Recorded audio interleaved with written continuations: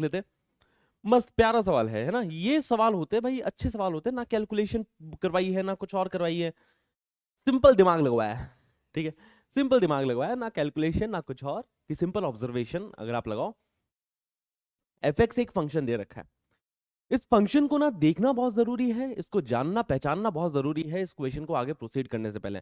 तो पहले इस फंक्शन एफ एक्स को घूर घूर के देख लो बढ़िया से, कि क्या हो रहा है ना, कि x अगर इवन नंबर डाल रहा हूं तो फंक्शन एफ एक्स आउटपुट आ रहा है x-1। अगर इनपुट डाल रहा हूं मैं इवन नंबर, इनपुट अगर डाल रहा हूं इवन नंबर, तो आउटपुट क्या आ रहा है, ऑड आ रहा है, x-1 आ रहा है ना, इवन -1 ऑड आ जाएगा। और अगर इनपुट में ऑड नंबर डाल रहा हूं ना, तो आउटपुट क्या आ रहा है, 2 टाइम्स दैट ऑड नंबर, है ना, आउटपुट इवन आ जाएगा। इनपुट ऑड डाल रहा हूं तो आउटपुट इवन आ रहा है, इनपुट इवन डाल रहा हूं तो आउटपुट ऑड आ रहा है ना, ऐसा सीन चल रहा है। फिर f ऑफ अल्फा बराबर 21 दे रखा है, तो यहां पे बेसिकली अल्फा मेरे को फाइंड आउट करना है कि अल्फा है क्या। तो सबसे पहले तो ये देखो यार, कि एफ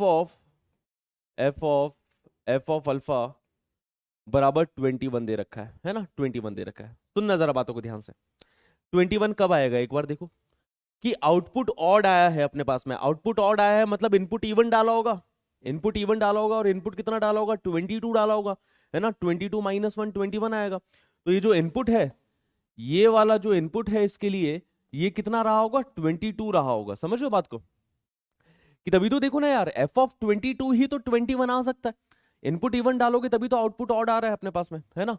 तो ये एफ ऑफ अल्फा की वैल्यू 22 आ गई। ठीक है, अब ये आउटपुट इवन आया है, आउटपुट इवन कब आएगा, जब इनपुट ऑड डालोगे, है ना। तो इनपुट ऑड डालना है अपने को, मतलब कितना डालेंगे भैया, 11 रखेंगे इनपुट को, 11, क्योंकि एफ ऑफ 11 ही तो 22 आएगा, एफ ऑफ 11 ही तो 22 आएगा। तो मतलब यहां पे,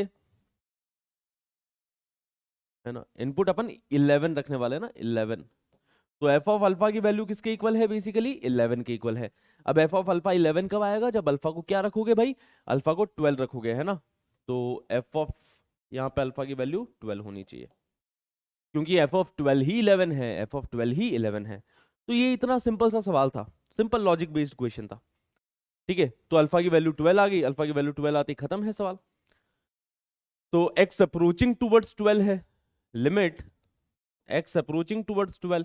अब यहाँ पे कोई 0/0 की तो फॉर्म बन नहीं रही है, 12 माइनस है ना, 0/0 की फॉर्म तो बन नहीं रही है यहाँ पे।